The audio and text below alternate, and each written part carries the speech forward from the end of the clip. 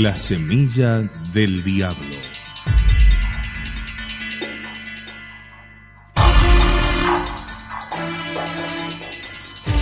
La cordial bienvenida para todos los radioescuchas y los amigos de la verdad absoluta a este nuevo encuentro con la semilla del diablo, basado en La nave y las tempestades del padre Alfredo Sáenz.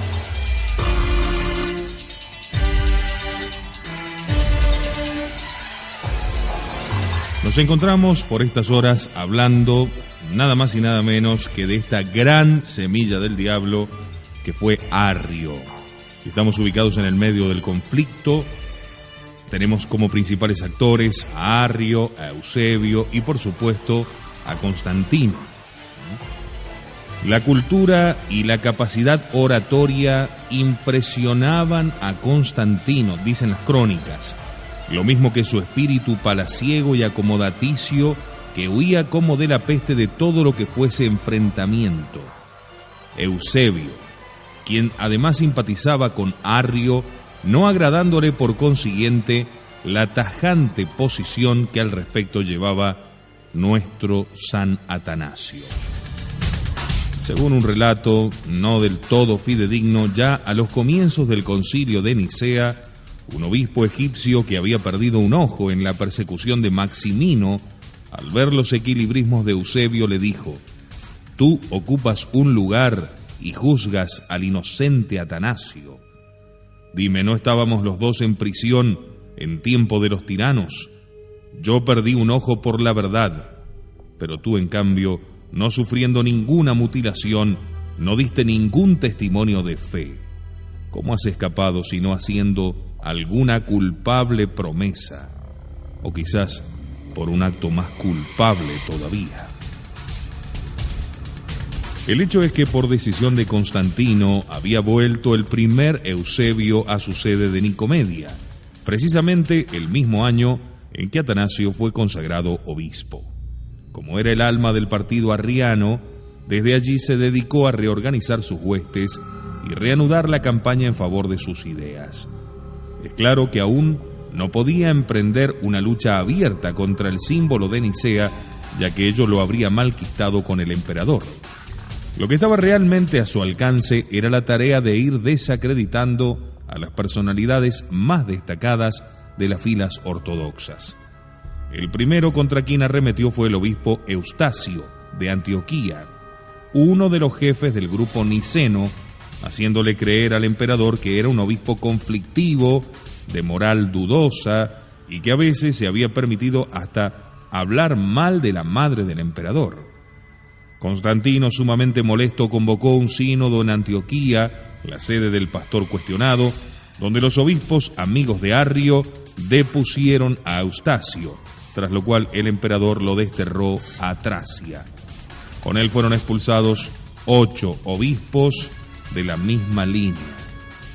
Viendo Eusebio a su partido considerablemente fortificado ahora, trató de lograr que Arrio regresase a Alejandría. Lo primero que hizo fue escribirle a Atanasio para que lo llamase de nuevo, a lo que el santo obispo se negó de manera terminante. No dialogó. Luego, juntamente con Constancia, logró que el emperador lo considerara a Arrio como si fuese víctima de odios personales, solicitándole que le diera una audiencia. Aceptó Constantino el pedido. Arrio se presentó en la nueva capital y durante el primer encuentro entregó al emperador una profesión de fe redactada en términos vagos y generales, cubierta con un barniz de ortodoxia.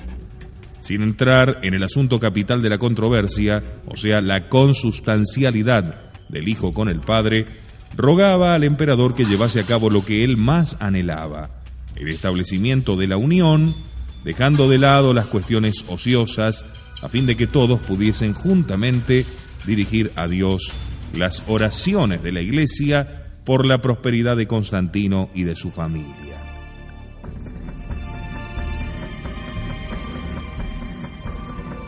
Constantino, satisfecho con estas explicaciones salameras y untuosas, le devolvió el favor. Se dirigió luego por carta a Atanasio exigiéndole de manera conminatoria a que recibiese a todos los que desearan volver a la iglesia. Le decía: mi voluntad es que dejes el acceso libre a todos los que quieren entrar. Si me entero de que impides a alguien unirse a la asamblea y le cierras las puertas, te haré deponer y trasladar lejos de tu sede. No iba por buen camino Constantino, metiéndose en cuestiones de la fe, dejándose llevar por sus aduladores y no consultando con la legítima autoridad eclesiástica que era el Papa. Parecía ponerse cada vez más en manos de los enemigos de Nicea. El próximo paso fue ordenarle a Atanasio algo más puntual: el reintegro de Arrio a su diócesis de origen. Atanasio se negó, así como poco antes se había rehusado a admitir a sus partidarios en la comunión católica. Su visión de las cosas era completamente diferente a la del emperador. Constantino no tenía sino un solo deseo, el de la paz a todo trance, de donde su alergia frente a todos los que se mostraban belicosos, cualquiera fuese el bando al que pertenecieran, debía ser subsanado.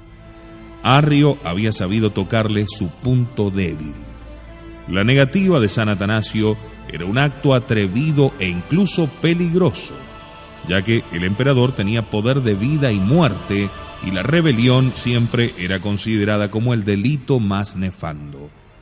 En opinión del mundo oficial, Atanasio se iba mostrando como un hombre desaforado y extravagante, ya que el ambiente general se inclinaba a que de una vez por todas aceptara la transacción. También en este caso recurrieron los arrianos al método del desprestigio. Si hasta ahora no se ha instaurado la paz religiosa, decían, ello se debe al temperamento despótico del obispo de Alejandría, quien no vacila en apelar a medios violentos para hacer triunfar sus intereses. Incluso llegaron a decir que había hecho asesinar a un obispo cismático por no haber querido sometérsele. Cuando el emperador ordenó examinar el asunto, apareció el supuesto difunto. Se afirmó también que había mandado azotar a otros obispos por motivos semejantes y que había hasta profanado un cáliz. Incluso se susurró a los oídos del emperador que tenía trato con algunos rebeldes del imperio. Constantino no hizo demasiado caso de estas calumnias, porque lo que a él más le preocupaba era la división dentro de la iglesia. Lo que más deseaba era que no hubiesen conflictos. Se equivocaba el emperador, ya que sí es cierto que la paz es un bien, nunca será tal cuando se la alcanza a costa de la verdad. En la práctica, la política estatal fue haciendo que poco a poco disminuyese el número de hombres enérgicos, dispuestos a combatir por la ortodoxia.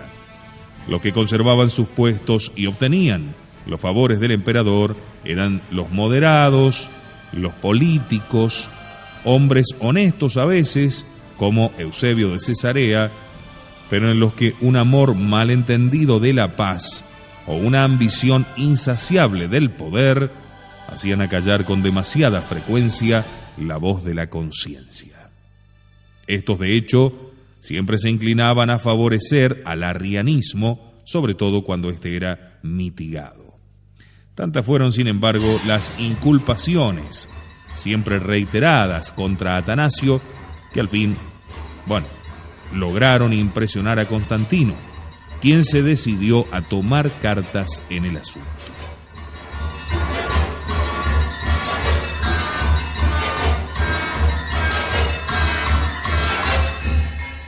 Hacía poco había enviado una invitación a todos los obispos para que asistiesen a la ceremonia de consagración del Santo Sepulcro en la ciudad de Jerusalén. Con ese motivo les pidió que se reunieran en la vecina Tiro, en orden a que de una vez por todas resolviesen el llamado caso Atanasio.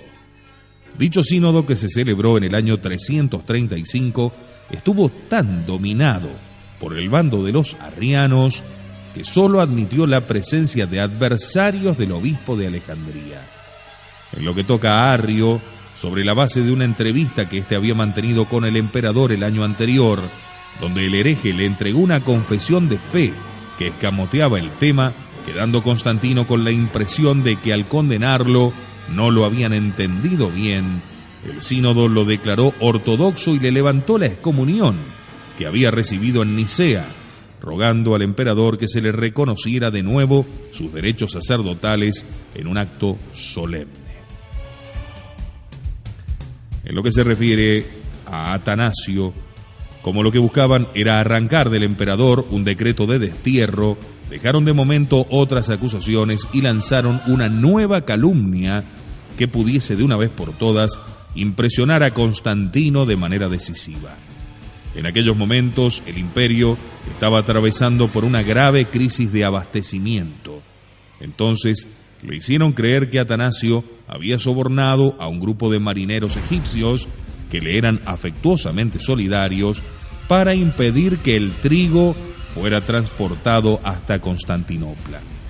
Indignado, el emperador pronunció contra Atanasio la sentencia del destierro. Sería el primero que tendría que sobrellevar en su larga carrera de atleta de la causa católica. El lugar señalado para el exilio fue la ciudad de Tréveris. No contentos con este resonante logro, los obispos arrianos se trasladaron de Tiro a Jerusalén, donde Constantino había querido celebrar con extraordinaria pompa los 30 años de su ascenso al trono imperial y lo colmaron de halagos. Llegaron entonces al límite del atrevimiento y Constantino, lamentablemente, al colmo de su debilidad. Consiguieron que el emperador enviara una carta a la ciudad de Alejandría en la cual se anunciaba que en prenda de reconciliación retornaría a ella no Atanasio, sino el mismísimo Arrio. Fue tal la conmoción del pueblo ante la noticia de la apoteosis del heresiarca que se tuvo que postergar la ejecución de la orden, resolviéndose finalmente que la solemne readmisión en la iglesia tuviese lugar en Constantinopla. Cuando Arrio se disponía a saborear su triunfo, murió de manera trágica.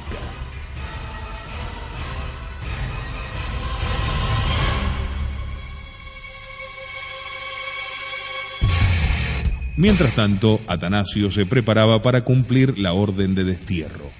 Las protestas se multiplicaban en Alejandría. Durante los 7 años de su laborioso episcopado, había logrado aglutinar sólidamente en torno a sí todas las fuerzas ortodoxas. No solamente los obispos de la zona de Egipto se le mostraban más adictos que nunca, sino que en la mismísima Alejandría, tanto el clero como el pueblo, y especialmente los marinos de la flota, lo veneraban ya como a un santo y lo respetaban como a un caudillo, sabiéndolo presto a todo para la defensa de la fe. Llegó el día y Atanasio se embarcó para Constantinopla. De allí se dirigió a Tréveris, lugar señalado para su exilio, desde donde seguiría en estrecho contacto con sus fieles, enviándoles puntualmente las cartas que solía mandar siempre con motivo de la Pascua. En sus misivas a los sacerdotes les recomendaba a ellos y por su intermedio, claro, a todos los fieles, no temer a los enemigos y conservar siempre la franca parresía que había mostrado el apóstol Pablo cuando declaraba que nada podía separarlo de la caridad de Cristo.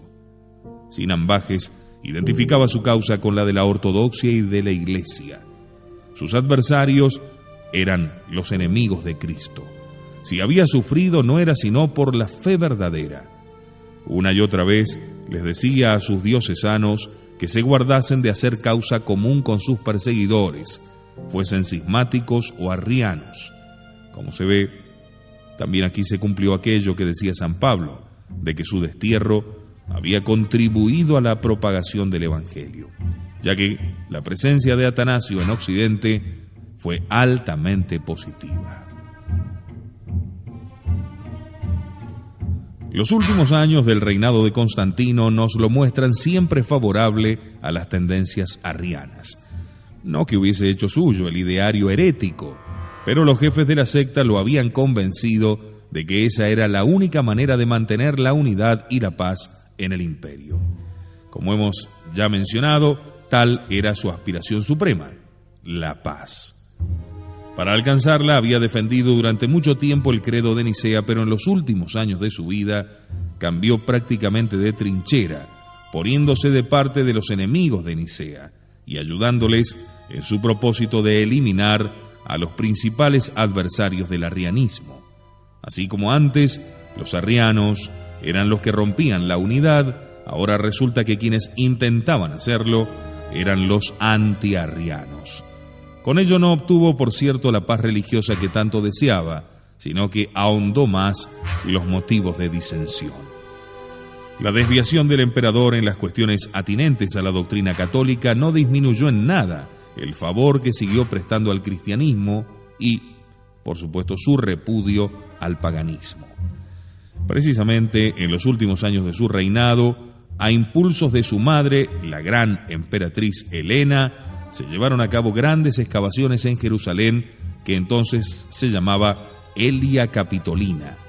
Después de ímprobos trabajos encontraron, bajo el templo que los romanos habían levantado en honor a Venus, el sepulcro de Cristo y el sitio de la crucifixión, en cuyas cercanías también se encontró la Santa Cruz. Entonces, Constantino ordenó la erección de una magnífica basílica, la conocida hoy del Santo Sepulcro. No menos emocionantes y fructuosos fueron los trabajos emprendidos en Belén, también bajo la inspiración de Santa Helena, donde se hizo construir un templo sobre el lugar de la Navidad, la Basílica del Nacimiento.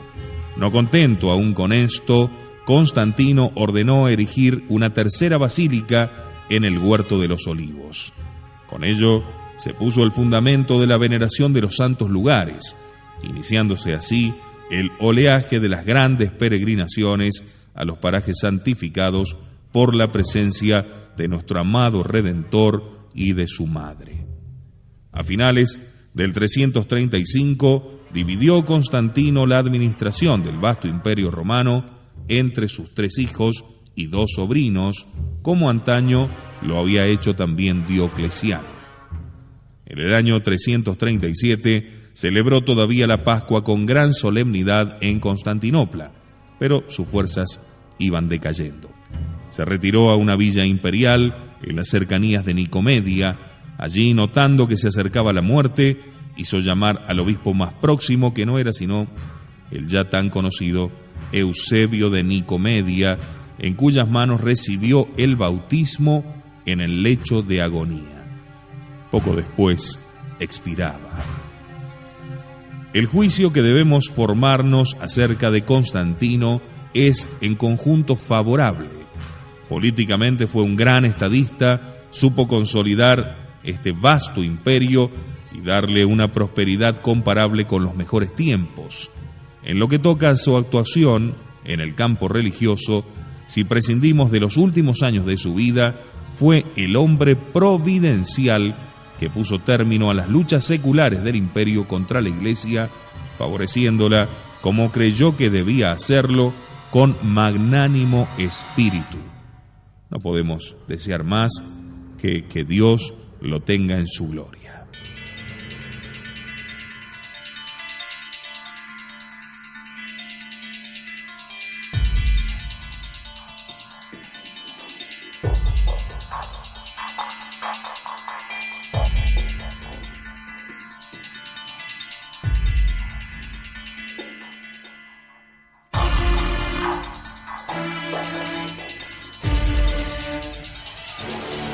No obstante, el arrianismo prosperaba, incrementándose día a día el número de sus adeptos, y San Atanasio luchaba y luchaba, como veremos tras esta pequeña pausa. Ya regresamos.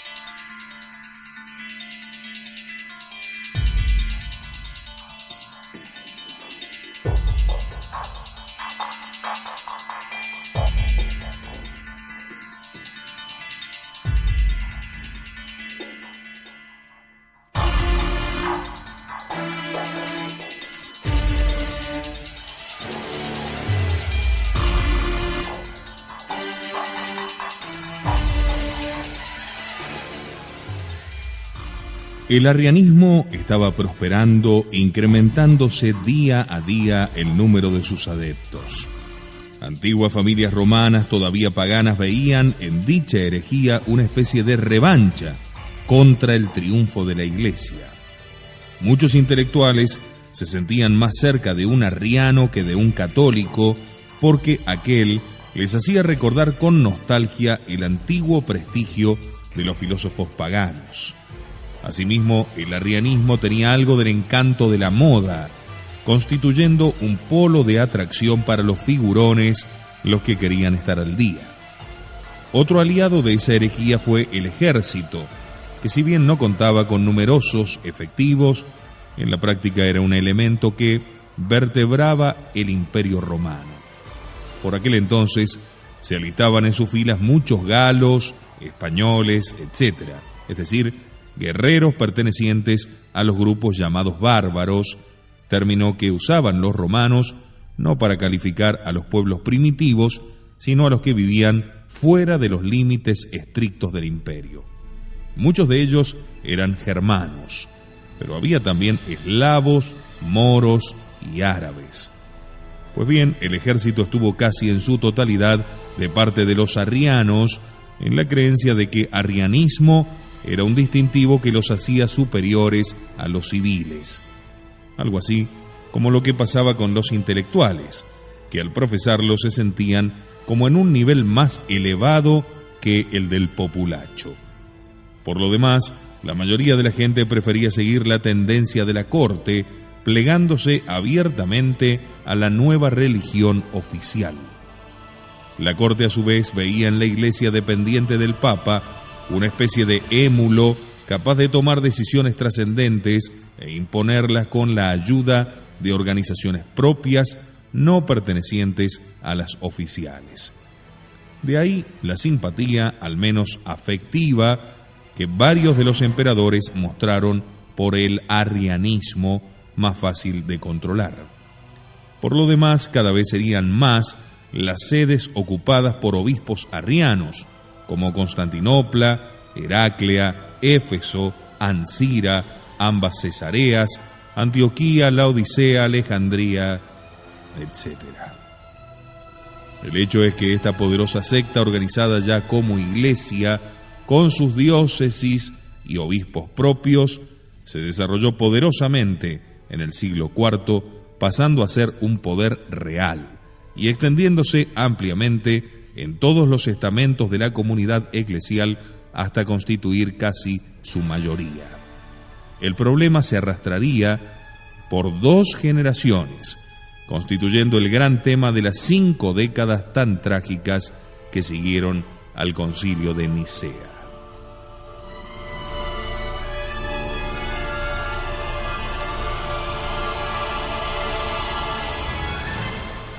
Como hemos dicho, 2 años antes de su muerte, Constantino repartió el imperio entre sus 3 hijos. El mayor, Constantino II, asumiría la zona occidental y la prefectura de las Galias.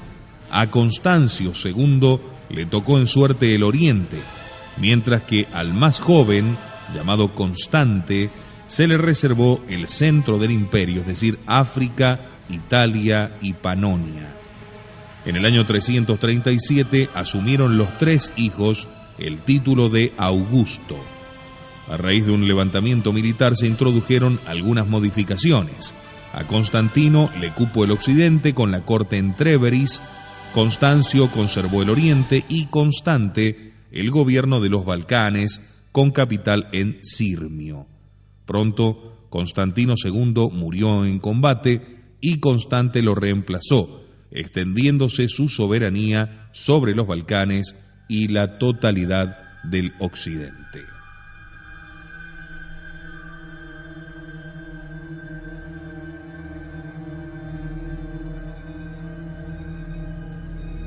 Todos estaban pendientes de la actitud que los nuevos augustos tomarían en el conflicto del arrianismo con la ortodoxia.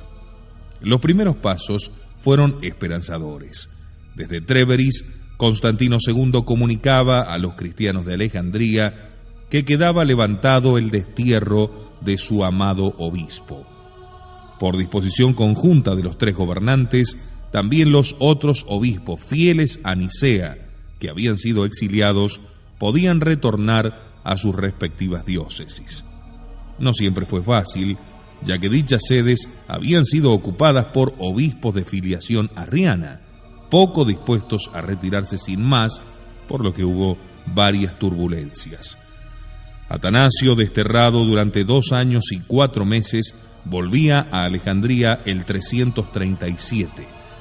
La alegría de los católicos fieles fue inmensa al tener de nuevo con ellos a su intrépido pastor. Los sacerdotes decían que había sido el día más bello de su vida. Atanasio se ocupó de agrupar en torno a sí a las 2 fuerzas religiosas más relevantes que existían por aquel entonces en Egipto, los obispos y los monjes. En el 338 estos últimos le fueron a visitar con San Antonio a la cabeza, ofreciéndole todo su respaldo. En adelante, cuando el obispo de Alejandría fuese perseguido, el desierto lo acogería, brindándole no solo amistad, sino también protección y abrigo que la policía imperial no se animaría a violar. Sin embargo, los arrianos advirtieron que Constancio se inclinaba hacia ellos. Constancio era un hombre mediocre, tímido, presumido, por lo que aquellos recobraron ánimos, renovando su campaña contra los partidarios de Nicea, es decir, los católicos fieles a la tradición. Se propusieron entonces 2 objetivos inmediatos. Ante todo, consolidar el apoyo imperial, de lo cual se encargó Eusebio de Nicomedia, empleando en ello todos los recursos de su astuta diplomacia. En segundo lugar, apoderarse de las 2 sedes más importantes del Oriente, Constantinopla y Alejandría. De la primera pudieron disponer bien pronto, valiéndose de un sínodo que los amigos de Eusebio hicieron reunir en Constantinopla en el año 338, donde ignominiosamente depusieron a su obispo Pablo, que acababa de volver del destierro. El mismo Constancio lo hizo deportar a la Mesopotamia cargado de cadenas. Ocupó su puesto el mismísimo Eusebio de Nicomedia, quien de esta manera llegaba a la meta de sus afanes e intrigas. Inmediatamente iniciaron la batalla por Alejandría. Los eusebianos, como eran llamados los partidarios del nuevo patriarca de Constantinopla, estaban desconcertados por el retorno de su más temible enemigo. ¿Qué podían hacer ahora? Apelar a un recurso canónico. La reasunción de la sede por parte de Atanasio no era admisible, dijeron, ya que había sido depuesto por un sínodo legítimo, el de Tiro, y aquel acto no podía ser invalidado por el emperador. Al mismo tiempo trataron de introducir como obispo de Alejandría a un tal Pistos, que había sido consagrado por un amigo de Arrio.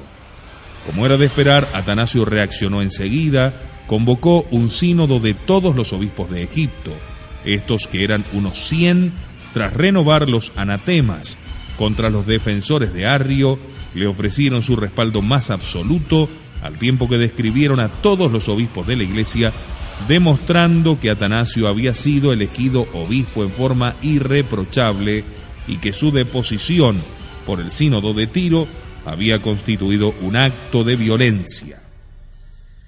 Esta carta, que fue enviada también a Roma y a los emperadores, movió a los eusebianos a dar otro paso. Le pidieron al Papa que convocase un sínodo para zanjar el asunto. Mientras tanto, consagraron como obispo de Alejandría a un forastero llamado Gregorio de Capadocia.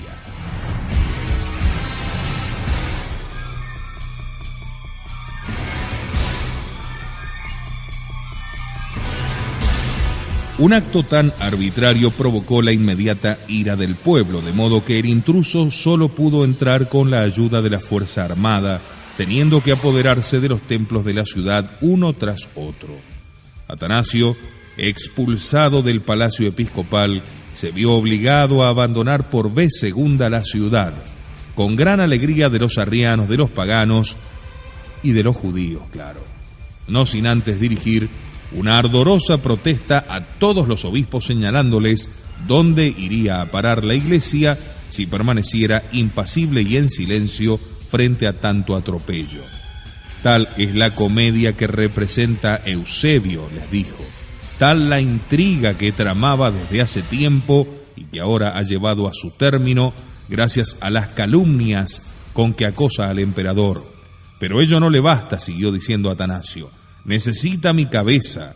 Busca atemorizar a mis amigos mediante amenazas de exilio y de muerte. No es una razón para plegarse ante la iniquidad.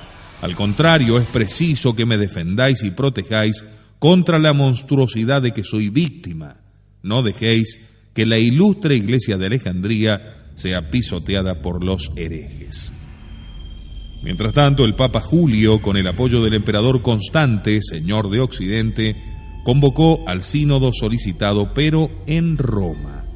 Los eusebianos, molestos por la elección del lugar, se negaron a asistir, aduciendo que ya no era necesario porque el caso estaba arreglado. Más aún, agregaban, un sínodo occidental no podía zanjar ningún caso que fuera de la competencia de la Iglesia de Oriente. El Papa celebró igualmente el sínodo el año 341, contando con la presencia del mismo Atanasio y de otros obispos expulsados, llegándose a la conclusión de que Atanasio era el obispo legítimo de Alejandría, lo que fue comunicado mediante un escrito a los obispos orientales. Desde este momento sabían todos a qué atenerse. Roma y Atanasio estaban unidos en defensa de Nicea y los arrianos quedaban ahora al descubierto.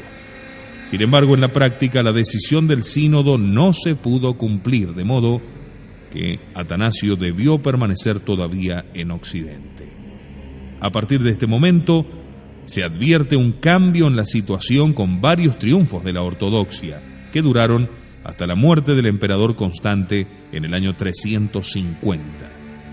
Desde que este emperador entró en posesión de todo Occidente, los defensores de la verdad católica se sintieron ampliamente respaldados, porque él no ocultaba su voluntad decidida de defender el Concilio de Nicea.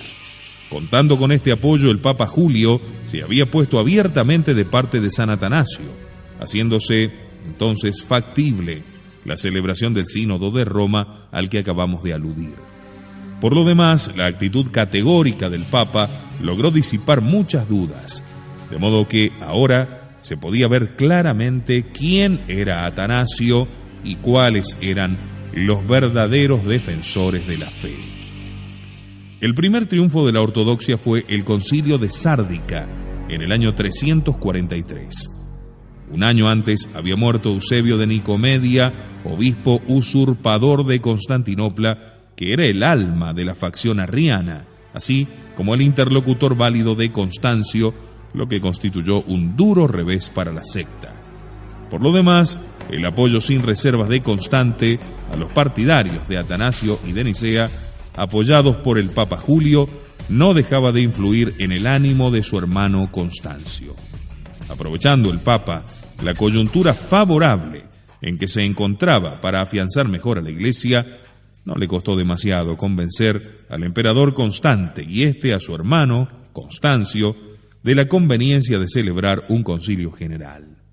Para su realización, eligieron la pequeña población de Sárdica, la actual Sofía, que se hallaba en la zona de Constante, aunque inmediatamente junto a la frontera de Oriente. Allí confluyeron los dos grupos, decididos a batirse por sus respectivas posiciones. Los católicos, que eran unos 90, conscientes del apoyo del Santo Padre, del emperador Constante, pero sobre todo de la verdad de la causa, estaban dispuestos a no ceder un palmo de terreno. Los orientales, unos 80, partidarios de los arrianos, acompañados por dos representantes imperiales de Constancio, ya desde el principio manifestaron su malestar por tener que trasladarse hasta Sárdica, lejos del triunfo oriental. Estaban encabezados por Esteban de Antioquía y Acacio de Cesarea de Palestina, sucesor arriano de Eusebio de Cesarea. Ellos también se habían propuesto triunfar con sus puntos de vista. Era pues de temer más bien una radicalización mayor a la división ya existente. Bajo la presidencia de Ocio, venerado en todo el imperio como la columna más firme de la ortodoxia y de los representantes del Papa, se dio comienzo al concilio. Bien pronto se hizo patente la voluntad aviesa de los arrianos, a tal punto que no se pudo realizar ninguna sesión común de ambos grupos. El bando oriental ponía como condición que los obispos depuestos en Oriente, como Atanasio, Marcelo de Ancira y otros, no debían participar en el sínodo, pues por el hecho de estar acusados carecían de voz y voto, y aquí no hubo manera de llegar a un acuerdo. El Papa exigía que el concilio volviese a examinar la causa de Atanasio y revisara las actas de los sínodos orientales. Los arrianos no se avenían a ello y exigían a su vez que se admitiera de antemano que Atanasio estaba condenado. Ocio llegó a prometer que si aceptaban someter toda la cuestión al concilio, aunque Atanasio fuera declarado inocente, en bien de la paz, no volvería a Alejandría, sino que se retiraría a España. Ya más que esto no se podía ceder. Pero aún así todo fue inútil. Los obispos arrianos resolvieron retirarse. Abandonando Sárdica de noche, se juntaron en Filópolis de Tracia, a donde hicieron público un manifiesto contra Atanasio y contra Marcelo. Más aún, el colmo del atrevimiento, declararon solemnemente depuesto al Papa Julio, también a Ocio de Córdoba y a todos los defensores de la ortodoxia, porque por culpa de ellos, decían, habían sido recibidos de nuevo en la comunión de la Iglesia Marcelo, Atanasio y los otros delincuentes. Al retirarse los arrianos, un aire fresco invadió la sala de sesiones. El aire se tornó verdaderamente católico. Tras examinar los documentos de los obispos de Oriente que habían sido acusados, se comprobó fehacientemente la inconsistencia de las acusaciones arrojadas contra Atanasio y sus amigos, al tiempo que se excluyó de la comunión de la Iglesia a los usurpadores que los habían reemplazado en sus sedes respectivas. Algunos obispos querían también que se redactase una nueva fórmula de fe, proponiendo algunos posibles esquemas, pero a ellos se opuso Atanasio y con razón, haciendo notar que el símbolo de Nicea era más que suficiente, no debiendo ser desvalorizado con nuevos credos como solían hacer los orientales.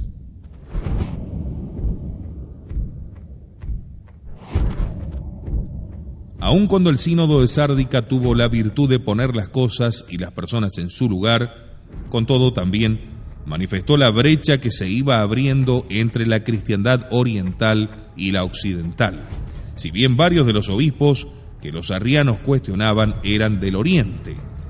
El emperador Constancio tomó abiertamente partido contra todos los obispos de su jurisdicción que de una u otra forma hubiesen mostrado simpatía por los acuerdos de los obispos occidentales y ordenó montar guardia para impedir el retorno en secreto de los pastores que habían sido rehabilitados en aquel sínodo. En esos momentos llegó del occidente una ayuda invalorable. Constante, 6 años menor que su hermano, no satisfecho con mantener la paz eclesiástica en el ámbito de su soberanía, trató de influir sobre su hermano mayor para que a los defensores de Atanasio se les respetasen sus derechos también en la parte oriental del imperio. Contra todo lo previsible, Constancio dio curso a dicha sugerencia, con lo que quedó suspendida la persecución de los llamados atanasianos en la zona de Egipto, es decir, de los católicos tradicionales. Sin embargo, Constante no se contentó con ello, sino que dio todavía un paso más, solicitando el retorno de Atanasio, para lo cual unió a su ruego el del Papa Julio. Nuevamente Constancio consintió al ruego de su querido hermano. Atanasio se sintió feliz con la noticia, si bien le costaba no poco abandonar la hospitalidad de Occidente, donde había sido acogido por varios años con tanta benevolencia, para retornar a aquella zona tan conflictiva.